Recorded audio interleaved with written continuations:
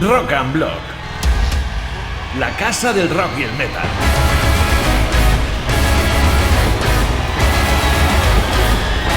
Siempre con los mejores contenidos en entrevistas, reportajes, charlas, concursos y un montón de sorpresas para ti, amante del rock.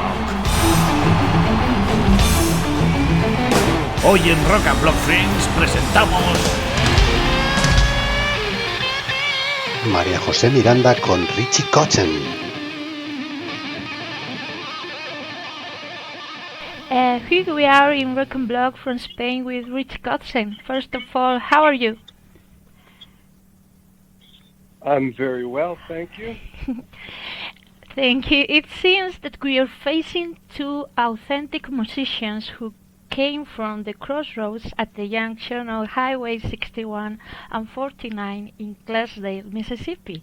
We are probably facing one of the best authentic historical music combinations of these last decades. Honest music made by two men who do not sell their souls to devils or fight to compete, quite the opposite. Congratulations on such a good job and the way you have done it in these hard times we are living. Are you happy with the album and the result?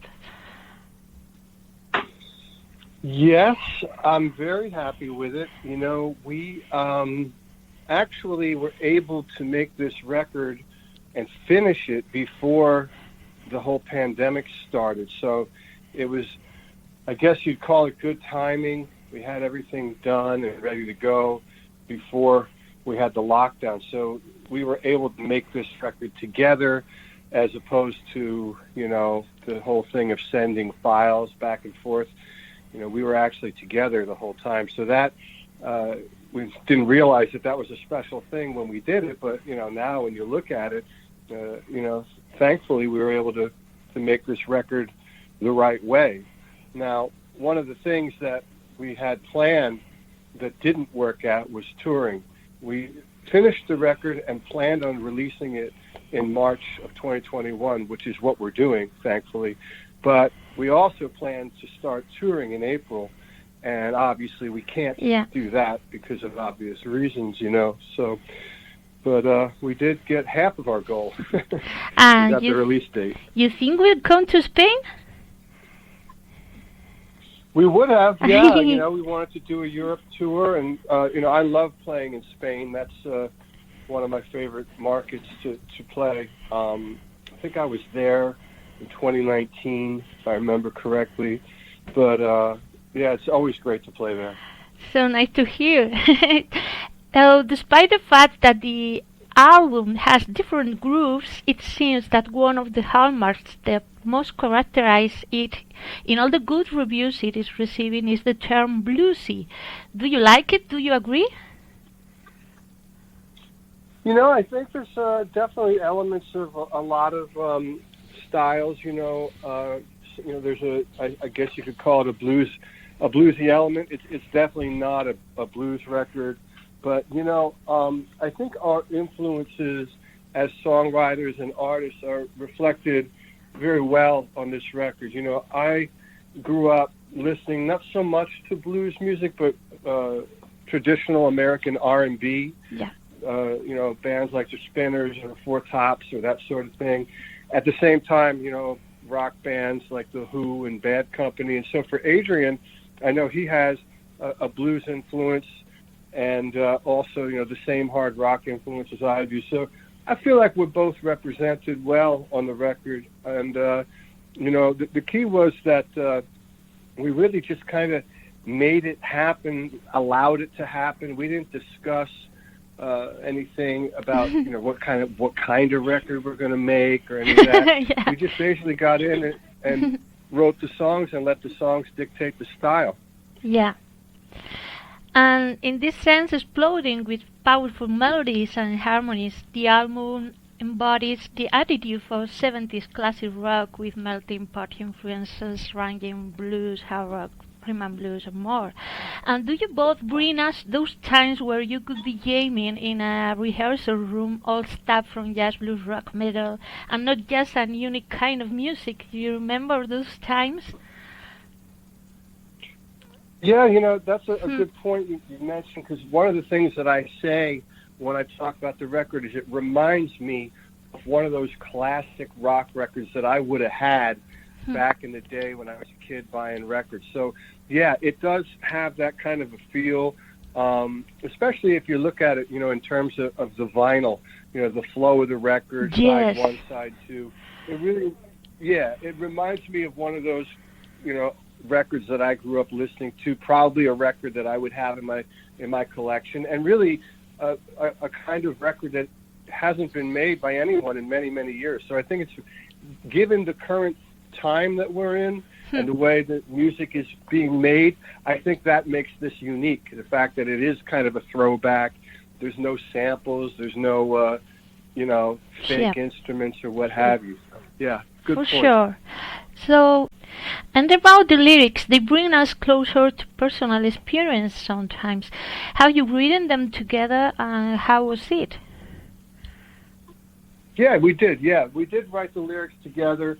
Now, what would happen is sometimes one of us would have a lyric idea, okay, let's say a verse or a chorus line, and then some guys, sometimes one guy would write the whole thing, write the whole chorus or write the whole verse, and then in other instances, it was just a title. Like, for example, the song Solar Fire. I had a vocal that I laid down that was basically like a guide vocal. I was singing, but I wasn't singing in any language per se, basically phonetics, I guess you'd call it. And Adrian said, man, I love the melody. It sounds like you're saying solar fire. Yeah. I'm like, well, I'm not, but that could be cool. What does that mean? And then so from there, we wrote the lyrics, you see. So it was really, I said this before, but it's a great analogy. Our writing style, it's very much like a friendly tennis game where you just want to get a volley going back and forth, and one guy's got an idea, send it off to the other guy, see what he does, hit it back to the other guy, back and forth. And that's really how it went. Yeah, so nice to hear. So a solid friendship on all possible levels of composition, interpretation, production, that's what the album also is. True musicians in a love friendship. How did you both decide to record in Turks and Caicos, and how was it? Well, that came from Adrian. That's a place that Adrian frequents, and personally, I'd never been there. And when I looked it up, it looked amazing. Obviously, I thought, wow, this is a great idea. This would be a lot of fun. So, when I first went down there, my wife Julia and I showed up. We were actually in Miami doing some stuff, so we came down.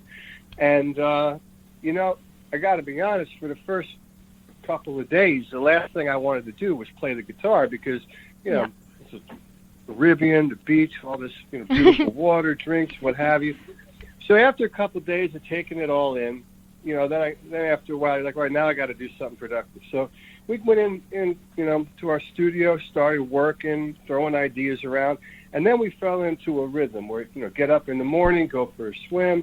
Adrian would do a little fishing here and there, and then ultimately, around midday, we get in the studio, start throwing ideas around, spend 6, 7 hours, 8 hours at the most. We didn't no marathon sessions. And then go out for dinner that night and start it all over the next day. So it was a great opportunity to go down there, a great environment. And I don't know if it influenced the sound of the record or not. Probably not. It probably didn't change the sound of the record because I think we're going to write what we're going to write. But it certainly was peaceful and, a great environment to be in. Yes. So, although over the years you have optimized your working time, we must highlight that from the beginning you have characterized yourself as a musician who has a very clear vision of what he wants to play, and you know how to put it into practice. It seems that with Adrian Smith it is easy for you to share that vision. Did it also happen with Nico McBrien, or did he surprise you when playing Solar Fire? I like what you're saying there. It is true. I mean, Adrian and I both have been doing this long enough that things kind of do just fall into place by instinct. And so when you kind of have that workflow, you would think, bringing another person in, does that make it change or not? But I have to say, Nico just took it to the next level on that song. He really did.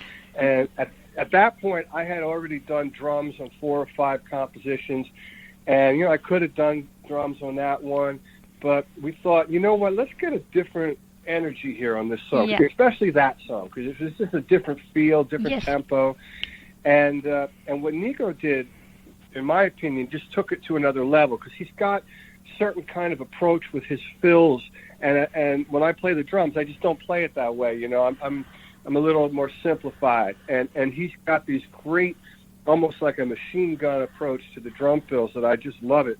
And I think he took that song, it would have been a great song no matter what. It is what it is, but he took it to another level with his approach to what he did on the drums. So that really worked out to our advantage, having him on that track. It's a nice experience. Wow. In that sense, Talbot must know you very well when you try to explain what you want in drums, like, you don't know me, I want to stay till tomorrow. Was it easy to get that vision, that common vision? Yeah. He knows you. Yeah, man. Yeah. I'm ready to answer that one. The minute you say Tal's name, I'm ready to answer that. First of all, I've known Tal since I was 26, which is a long time. And we had met through other musicians in L.A., and we had a group that was basically, we were like the house band for a celebrity jam night that didn't really take off for whatever reason. The club didn't last. But we got together, and then years later, when I had the opportunity to open for the Rolling Stones, I called Tal to come play drums with me, and Tal is in my group. When I go tour now, he's the guy that's going to play drums with me when I go out and do Richie Kotzen dates. So we were looking for another flavor, and so I called him in. We had Nico on there, and then we thought, well, let me get my guy in here. And here's the thing about him, the way he works. He'll come in the room, and he says, let me hear the song. So you play the song, and then he gets a piece of paper. He says, all right, give me 10 minutes, 20 minutes. And he'll sit there with a piece of paper and a pencil and take notes. And then he says, okay, I'm ready. Then he goes behind the drums and does the whole song in one take. And it's just, I've never seen anybody like him. So that was really the vibe there. So he did a great job bringing life to the songs. And both guys just really did a great job. Yes. And today the third single, Running, was released, and it is amazing how it sets the rhythm of life while we hear the beats of the heart. As we listen to it, we can feel literally and metaphorically running, and as everything slips away, you say, we feel that we have to keep running from ourselves in such a way. However, that chorus with major chords maybe or open melodies give us a feeling of hope. Is that right? How this issue came up? Yeah, I think you nailed it right there. I mean, it is that lyric. I mean, look, they always ask me when I do interviews, we'll talk about the lyrics, and I know you're not asking me that, but, my thing is this. The lyrics, if you read them, they're going to paint a picture for you. And so that's your personal interpretation. And so nice. The last thing I want to do as an artist is say something that would change that, So, but I think you're on point. The song really is about, what you just said. And it's one of my, favorite tracks on the record. And another thing that nobody realizes is that was the first song that we finished. Wow. And so, a lot of people thought maybe Taking My Chances would have been the first song that we finished because it leads the record. But the truth is that Running, that riff, Adrian brought that riff in. And then from there, I had the idea for the chorus. And then once you have a verse and a chorus, you pretty much have the makings of a song. The hard work is over, so to speak. And so that's how that came together. And there's another song you would like to comment with us that is so special for you? Well, the fact that I'm even in the position to make a record with Adrian, I mean, that's amazing to me. That's the whole thing special because it's true, because when I was very young, I was and still am, a massive Yes. Iron Maiden fan. I mean, the record Number of the Beast, I wore it out. I played it so many times. And one of my first rock concerts was Iron Maiden. We saw them in Allentown, Pennsylvania, which is not too far from where I'm from. Really? I can't believe it. Yeah, so Maiden is a big influence on me. So to actually be involved in a record like this, that just makes it very special. Wow. Well, so which song do you think identifies more with Adrian Smith? Oh, that's a tricky question because No. it's very good question because the thing about this record is that it really is a collaboration, and I suppose if I really thought about it, I could go back in time and think about what came from where and whose idea was this, whose is that, but it would involve dissecting what makes the thing so special and unique. So my answer to that is to me, it's a collaboration. Yeah. It like I said earlier, it's much like volleying a tennis ball, but you're not trying to mess anybody up. You just want to see how long you can keep it going. And I think with us, it really is. It's a true collaboration. It wouldn't have existed without one or the other guy. You know what I mean? Yes. And I'm so curious about the artwork of the cover album. How the idea came out. How did you choose that cover artwork? Yes. Yeah. Of course. Well, we were thinking about it. Once we knew where we were headed here musically, we were thinking, what are we going to call this thing? And we come up with a band name, this or that. And, we decided, hey, look, it's us, it's you and I together collaborating, so let's just call it Smith Kotzen.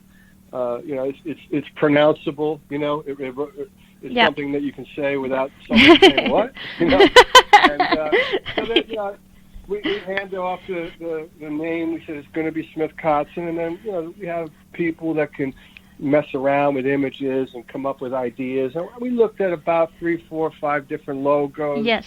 And then at the end, this one struck us. We liked the fact that you've got the initials on there inside of the circle, and then our names are there, inside of it. So we thought this is strong, and we have a different color scheme, every time we can put a single out, we can mess around with that. And so I'm happy with it, and I think it's strong, and I think it's not too complicated, you know what I'm saying? I mean, No. These sort of things can get very complicated if you overthink them. And it's powerful, it's perfect, I think. So before we say goodbye, I would like to thank you for making our lockdown easier. Many fans, as me, followed you, and you made us smile on Halloween with your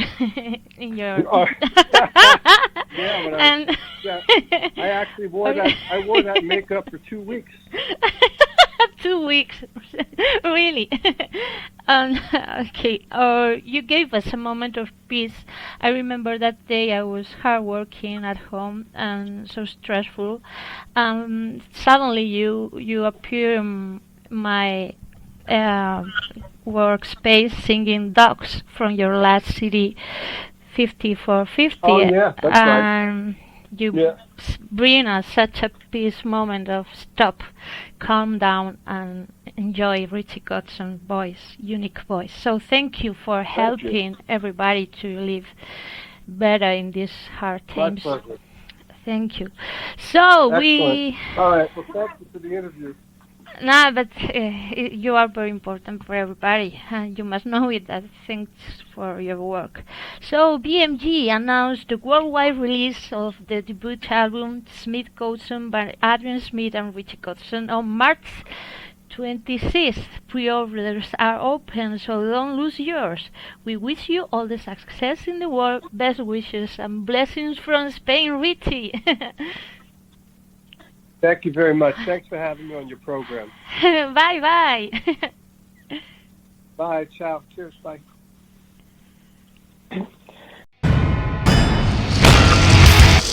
Rock and Block, los podcasts de la casa del rock. Y ya sabes que en Rock and Block somos rock.